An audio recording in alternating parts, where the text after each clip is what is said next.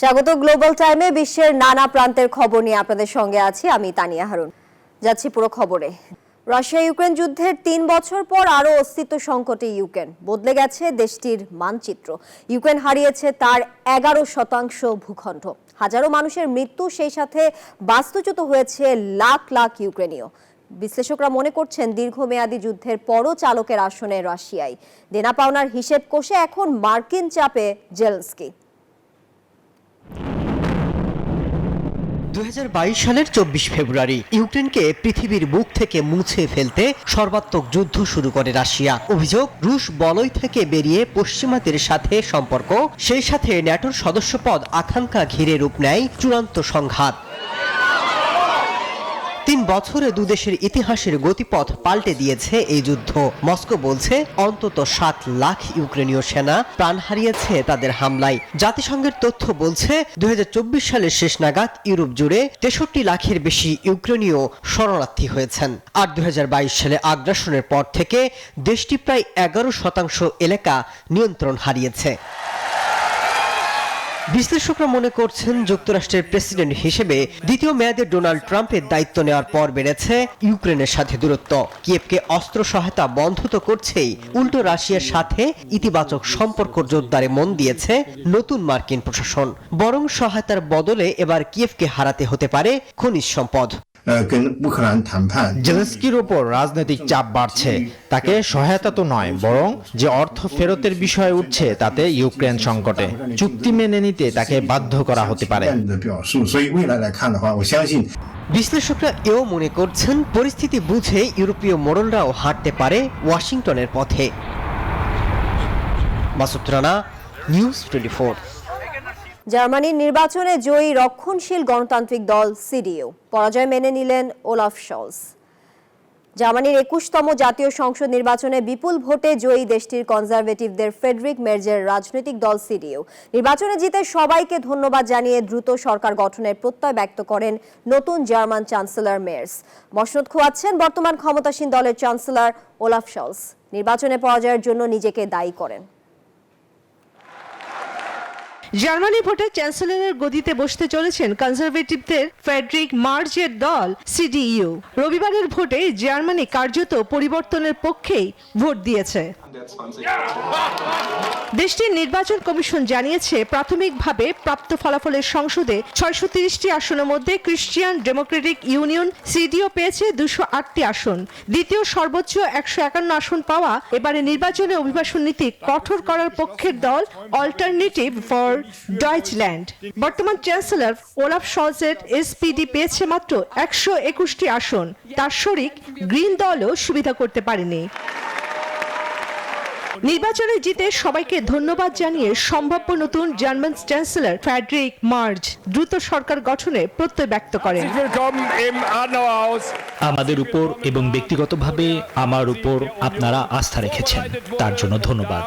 আমাদের সামনে যে কাজটি রয়েছে তার পরিধি সম্পর্কে আমি অবগত। অত্যন্ত শ্রদ্ধার সাথে এটি গ্রহণ করে আমি জানি যে এটি সহজ হবে না। অন্যদিকে নির্বাচনে পরাজয়ের জন্য নিজেকে দায়ী করেন শলস।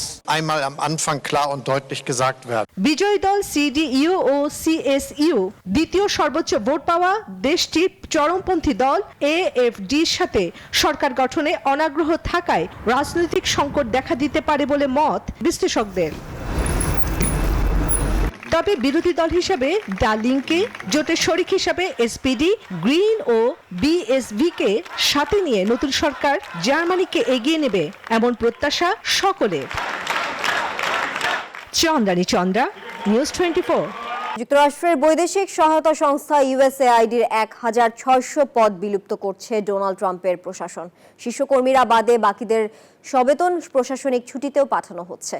বিশ্লেষকরা বলছেন কেবল কর্মসংস্থানই নয়, ট্রাম্প প্রশাসনের এই হঠকারী সিদ্ধান্তের প্রভাব পড়তে পারে শিশু, স্বাস্থ্য, শিক্ষা, পরিবেশ ও জলবায়ু পরিবর্তনের মতো মৌলিক ইস্যুতেও।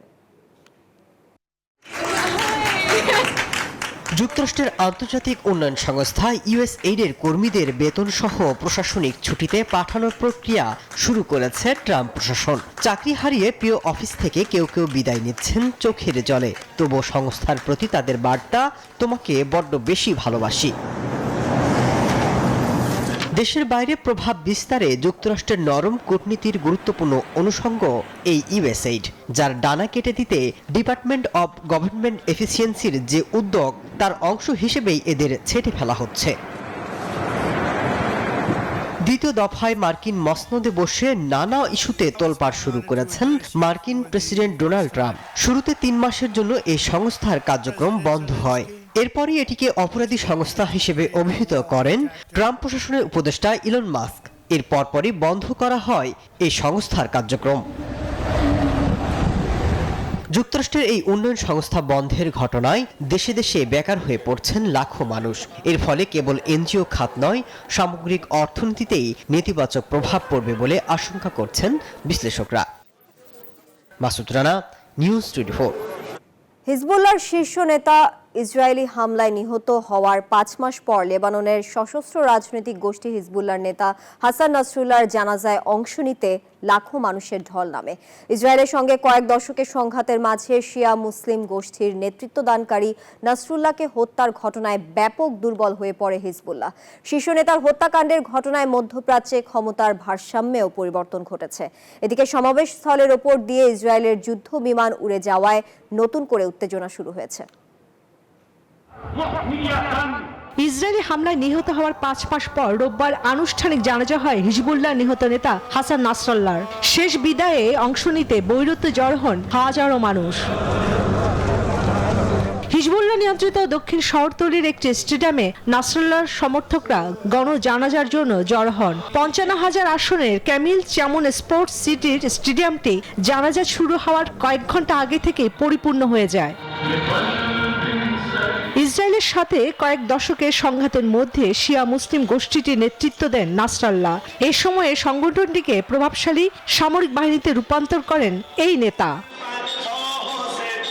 নাসরাল্লাহর মৃত্যুর পর 1 সপ্তাহ ধরে হিজবুল্লাহ নেতৃত্ব দেন হাশেম। নাসরাল্লাহর উত্তরসূরি হিসেবে জনসমক্ষে ঘোষণা করার আগে ইসরায়েলি হামলায় তিনিও নিহত হন। গত বছর ইসরায়েলের সাথে যুদ্ধে হিজবুল্লাহর বেশিরভাগ নেতা এবং হাজার হাজার যোদ্ধা নিহত হওয়ার পর নতুন করে তাদের শক্তি প্রদর্শনের জন্য এই গণজানাজার ব্যবস্থা বলে রয়টার্সের প্রতিবেদনে জানানো হয়েছে। একই দিনে নাসরাল্লাহর পাশাপাশি হাশেম শফিউদ্দিনের জানাজাও অনুষ্ঠিত হয়। মার্কিন সমর্থিত যুদ্ধবিরতির শর্তে দক্ষিণ লেবানন থেকে ইসরায়েলি বাহিনী প্রত্যাহারজনিত কারণে নাসরাল্লাহর আনুষ্ঠানিক অন্ত্যেষ্টিক্রিয়া বিলম্বিত করা হয়েছিল। জানাজার সময় ইসরায়েলি যুদ্ধবিমান উড়ে যেতে দেখা গেছে বলে জানিয়েছে বিভিন্ন সংবাদ মাধ্যম।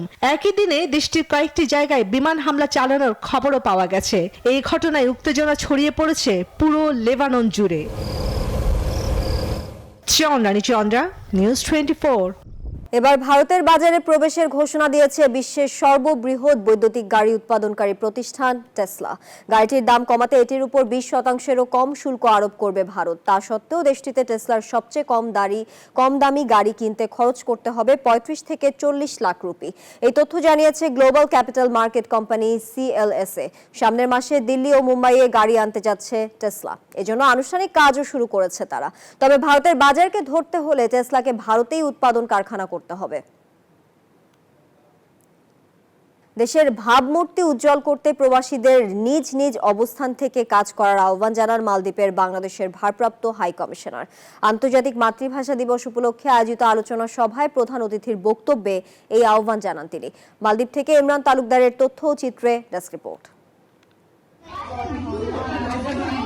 মহান শহীদ দিবস উপলক্ষে হাই কমিশনের উদ্যোগে মালদ্বীপে ছিল নানা আয়োজন। প্রথম পর্বে আয়োজিত আলোচনা সভায় প্রধান অতিথির বক্তব্যে ভাষা শহীদদের আত্মত্যাগ ও মাতৃভাষার তাৎপর্য তুলে ধরেন ভারপ্রাপ্ত হাই কমিশনার মোহাম্মদ সোহেল পারভেজ। বিশেষ অতিথি ছিলেন মালদ্বীপ বিএনপির সভাপতি মোহাম্মদ খলিলুর রহমান, চক্ষু বিশেষজ্ঞ প্রবাসী ডাক্তার মুক্তার আলী লস্কর। আমাদের যারা প্রবাসী ভাইরা আছেন সবাই কিন্তু আমরা এখানে বাংলাদেশের প্রতিনিধিত্ব করছি।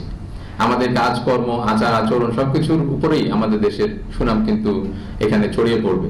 আবার একইভাবে আমাদের যদি কাজ খারাপ হয়, আমাদের সেই 1 2 5 জনের যে খারাপ কাজ সেটির ফলে কিন্তু আমাদের বদনাম কিন্তু সকলেই হবে।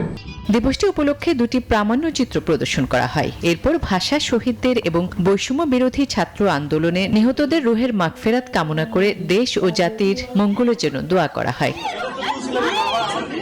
অনুষ্ঠানের দ্বিতীয় পর্বে মহান শহীদ দিবস ও আন্তর্জাতিক মাতৃভাষা দিবস উপলক্ষে শিশুদের অংশগ্রহণের কবিতা আবৃত্তি ও চিত্রাঙ্কন প্রতিযোগিতার আয়োজন করা হয় এ সময় উপস্থিত ছিলেন হাই কমিশনার স্ত্রী রোমানা রাজিয়া। তিনি শিশুদের মাঝে পুরস্কার তুলে দেন। Desk report, news 24। Global time এখন এ পর্যন্ত। এতক্ষণ সঙ্গে থাকার জন্য সবাইকে ধন্যবাদ।